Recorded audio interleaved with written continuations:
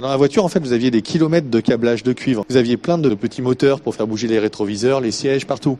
Vous aviez de l'électronique un peu partout. Tout ça va être broyé ensemble, parce qu'en fait, on n'a pas le temps de mettre quelqu'un à mettre de la main-d'œuvre, en fait, pour tout démonter, démanteler correctement. Donc, en fait, vous allez avoir le petit morceau de néodyme, de l'aimant permanent qui était dans le petit moteur électrique, qui va être accroché à un machin qui, lui, va être récupéré par l'aimant. Et ça va partir dans un four électrique. Ça va refaire de l'acier. Donc, mon néodyme ou mon cuivre ou je sais pas quoi, il n'a pas été perdu. Il est toujours là, mais il va être dissous quelque part, il va être dispersé dans un nouvel acier, un acier recyclé. D'ailleurs, souvent, il va dégrader les qualités de cet acier, quand c'est le cas du cuivre, et on va faire des ronds à béton, en général. C'est ça le destin de cet acier de bas de gamme.